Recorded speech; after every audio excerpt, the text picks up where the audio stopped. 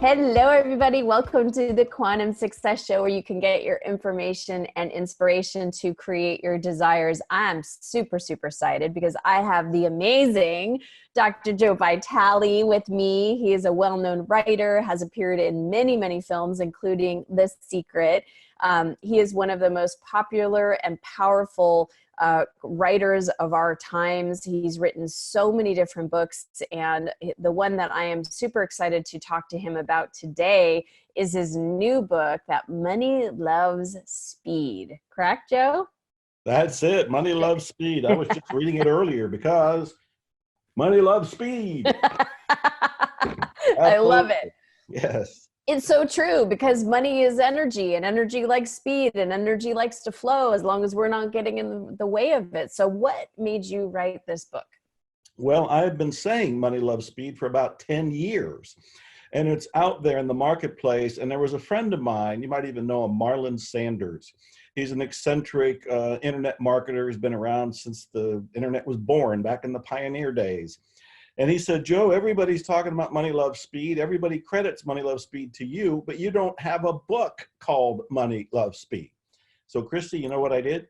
You wrote a book. I quickly wrote one.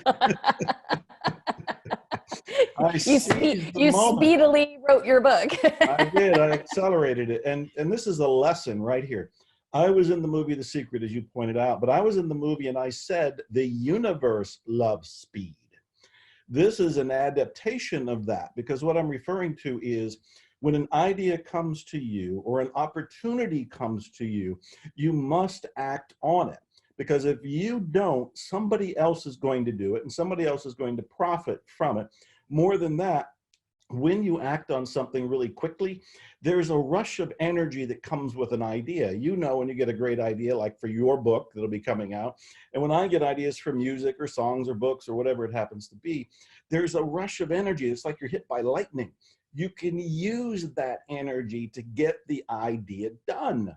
So when Marlon said, hey, you don't have a book on it, I thought, oh, lightning struck, and I quickly wrote the book, which is why I can hold it up now. Money loves speed. And how other people can read it and get the wisdom from it to be able, because you took that idea and ran with it and took action and manifested it. And that's how you've been successful. Well, I really think it is the missing secret. I say that, you know, the one thing I think that everybody does wrong when they watch the movie The Secret, or they read the success literature, or they study the law of attraction, is they forget to take action. They sit, they fantasize, they think all I have to do is visualize it, I affirm it, I script it, I sit in a chair and meditate over it, and it shows up. Sometimes it does happen that way. But Christy, I've written 80 books. I'm a musician. I have 15 albums out. I'm in 20-some movies besides The Secret. None of that happens by just sitting. You have to, at some point, get off the meditation cushion, turn the visualization manifestation board off, and actually take action. Yes. That's why this book is done. I wrote it. That's why your book is done. You were writing it. All of us have to, the word is co-create. We have to co-create our reality. The universe will do its part if we do our part. That's a big lesson. It's huge, because, you know, we're, and the council says that we're the eyes and the ears and the feet and the arms of the divine. The divine can flow the energy and the idea to us, but we have to be the recipient of it and take our little fingers and put it on the computer and write the book. And that's the whole point of Money Loves Speed. I mean, I talk about 8 laws for attracting money in here, but I think you just summed it up, because when ideas come from us, they come from the universe, they come from source, they come from God, they come from the divine, whatever label we have, they come as a gift. Yes. And this is something I want people to get. It's like, you didn't pay for it. You probably didn't even ask for it. But it descended on you. You got an idea for a business, a product, a book, a service, a bakery. I don't know what it was. But most people, they talk themselves out of it. They second guess themselves. They make excuses. They say, not now, not me. I don't have the money. I don't have the time. All of those are a form of self-sabotage. I back up and say, look, the universe just gave you a gift. If you treat it as a gift and take the idea and run with it and do whatever is there for you to do to start to manifest it, then you can co-create. And there's that word again, co-create that idea into a manifestation you can be proud of. Absolutely. It's so true. And, even though, well, I don't know how to do it. I Yeah. got this great idea. And I think it really happens where when we're just talking about that energy flow, it's like you get that ding, and then it's like, oh, ooh, that would be cool. And then if you just start to let yourself be with that energy and flow with that energy, and Mhm. then just what if, and what's expected of me? What can I do? How can I serve? Being in that space, then you're going to get the next step and then take it, and then get the next step and then take it, instead of going, well, I don't know how. Well, why me? Like you said, Right. questioning those things, that energy flow goes, it just Yeah. completely dies because you're then blocking it instead Right. of being the conduit for it. Well, I'll tell you, there's one chapter in the book, Money Loves Speed, that I call the big mistake. And the big mistake is wanting to know all the steps and including the whole plan before you take the first step. And I call it the big mistake because people get an idea, just like you so beautifully described, and then they sit there going, oh, that would be really cool, but I don't know what to do. They're looking for the whole plan. There Yeah. is no whole plan when the idea comes. There isn't one. Steve Jobs said you can connect the dots looking backwards. You cannot connect the dots looking forward. So what you have to do is you get an idea and you do what Theodore Roosevelt said. You do what you can with what you have where you are. In the book, I talk about taking baby steps, and I just say, look where your shoes are, which means you look down and you go, I'm standing right here. And you say, what can I do? What is the baby step I can do right now? And you do that baby step. And here's the wonderful thing that happens. The next step becomes apparent, but it wasn't apparent until you took the first step. So when people sit there, and I understand it. There have been times in my life, I was homeless at one point. I was in poverty for 10 years. You want the plan. You want to Yeah. know, tell me what to do and I'll do it from here to fame and fortune. I will do it. But there isn't a plan. And what we have to do is honor the idea that the gift came to us. We've been bestowed this wonderful, priceless opportunity. And then we look around and go, what do I do? What is the baby step to do? It could be get a domain name. It could be buy a book. It could be attend a seminar. It could be call an old friend. It's going to be different in every case. And I never know what it's going to be, but you cannot predict it in advance. You can only tell the story after the success, not before it. Exactly. So let me ask you this. In times like this, when, there are people like yourself and I that are in just a place of gratitude and appreciation, and we're thriving, we're having emotions come up, we're processing those emotions, but we're thriving. And then there's other people that are having a hard time because they're afraid, because how they've known their income to come in is now, maybe they work in a restaurant and they no longer can go to that restaurant because the restaurants are all closed. There's people that are like, oh my God, I'm a speaker on stages and now all the events have been, stopped and taken, canceled. So people tend to go with what they know. And then when that's been stopped, then there's this uncertainty, and that feeling of uncertainty can obviously rise up to fears and doubts and worries and things like that. Now, money doesn't respond to fears and doubts and worries. Money doesn't flow in that way. So what would you say to those people that are in that place right now where they're scared? Yeah, first of all, I relate, and I don't want to belittle or put down or dismiss what anybody is going through. As I mentioned, I know what it's like to struggle. I know what it's like not to know where the income's coming from. I know what it's like to starve. I know what it's like to be on the streets. I know the feeling, but I also know what's beyond it. And so some of my insights include money has no beliefs about you. You have beliefs about money. And that's an important takeaway that I talk in the book. And I say there's 8 laws of attracting money. One of them is all about changing our mindset around money. Almost everybody, and believe me, I've been all over the world in countries that you wouldn't expect this belief to be there, whether it's Russia or Poland, or I was in Iran. All of these different countries have this belief, and we have it in the United States, the West, the East. Money is the root of all Everybody just said evil. And as long as we still think money is evil, we are going to unconsciously sabotage ourselves. Yes, I understand when somebody's working and they've been laid off, or somebody's been trying to open a business and it's not working right. There's a lot of evidence to say that, hey, everything seems to be stacked against me. It looks like the times are really rough. It looks like it's going to be an uphill battle for me. But we have to look deeper than that. We've got to go inside and we have to take a look at our own belief system, because our beliefs are creating our reality. It doesn't often feel like that, because it's real easy to go, it's your fault, and point to somebody, Right. you know, or say, hey, if my parents had taught me differently, or if I was born in a different culture, or man, we have all kind of excuses and rationalizations. The bottom line is we have to correct our beliefs. And as long as we think money is bad, or money is evil, or money is going to corrupt us, we will push it away.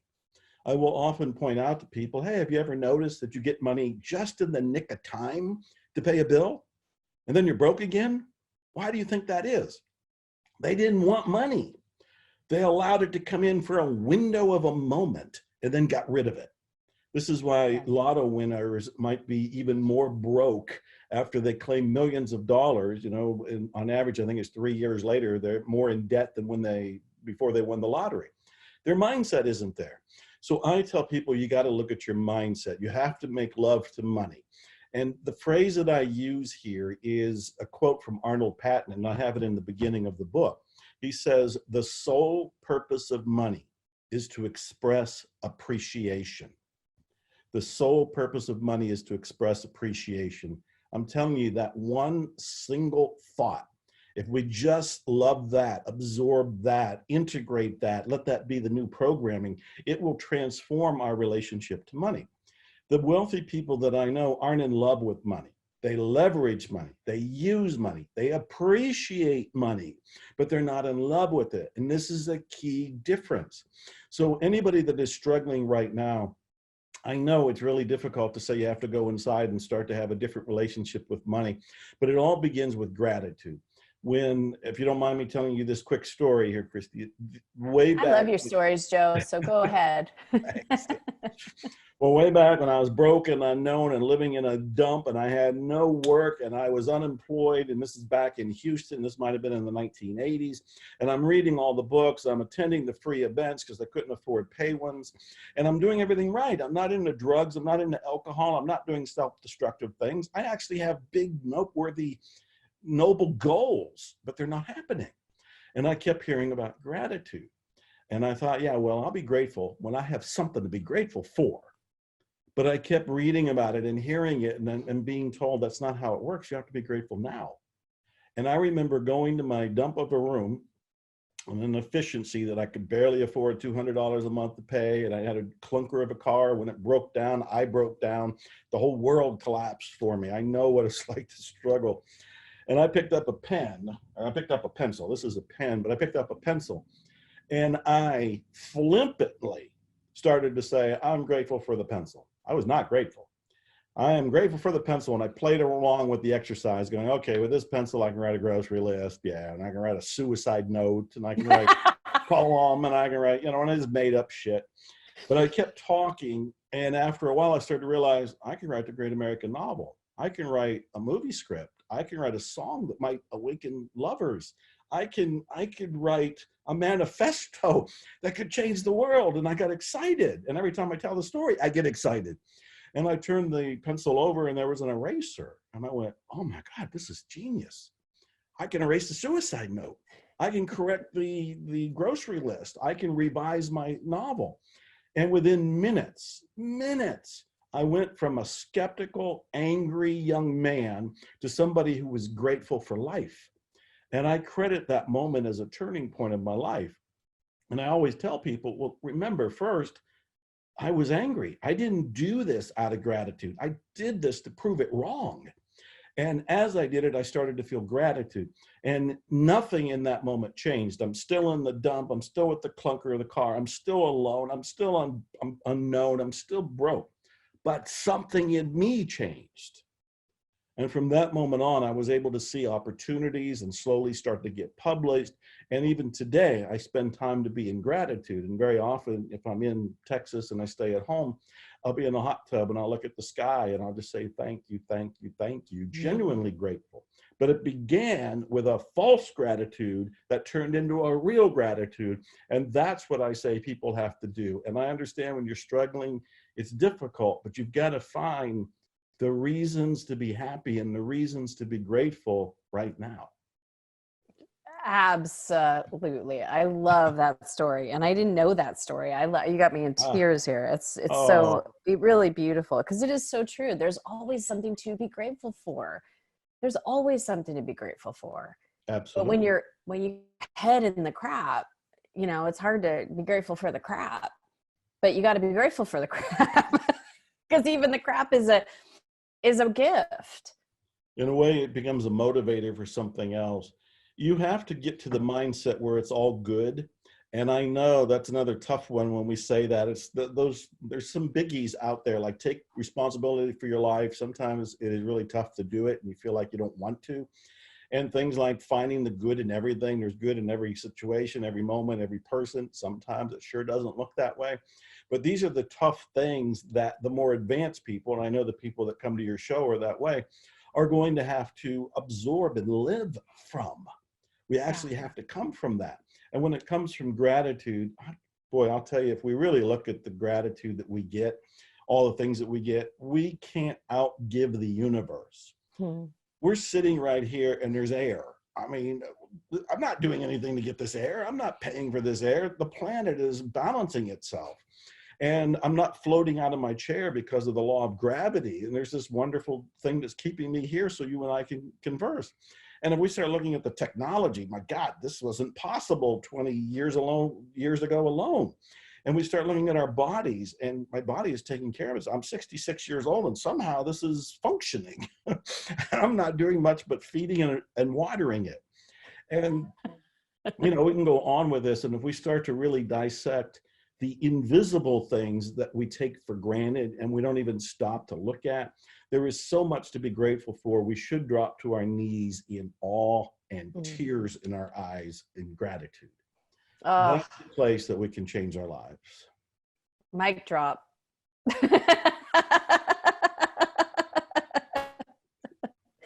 Oh, Joe, I love you. That was so beautiful. You know that whatever anybody is going through, no matter if they're in a place, they just got to a better place. If they're in a bad place, they just shifted into a good place. So thank you for that. And I'm so grateful that you now more people really need to be able to read this, be able to, like you said, apply this, implement this. You will soon, because it doesn't have to take a long time. Like you said, it's speedy. Universe is speedy. Money likes speed. And get out of the way of it, and you'll see that the different things that you've been wanting will manifest. There's another quote in my book. It's from Arnold Patton, who I love so much.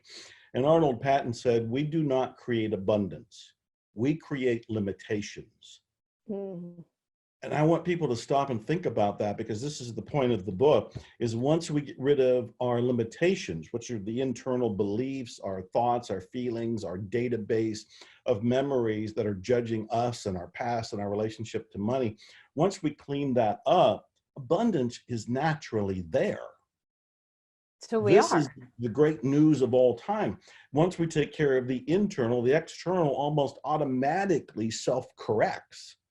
So it's all an inside job. And that's what I'm trying to get across in Money, Love, Speed. Well, we are going to put a link under the video so that everybody can go directly to Amazon and go get one. Unless there's another place that you want us to send, we can put that on Amazon. The Kindle version's there. The paperback version is there. So yes. Perfect. And thank you so much. You do such wonderful work. I love you. Anytime you need anything, I'm there for you. And I love what you're doing for your audience. Godspeed to you and all your viewers. Thank you, Dr. Joe. It's such a pleasure to serve with you and to help people shift in a way that they really have the potential to shift into. So leave us your comments, everyone. I'm so grateful for Joe for being here. Grateful for all of you for being in this community. You've got this, and know that everything that you've been pushing against, if you just let go, it will flow to you. So have an amazing week, everyone. Bye. Thank you for watching. Let me know what you thought. Leave me a comment below, and be sure to share and tag your friends. And be sure to check out my other videos here and on this site.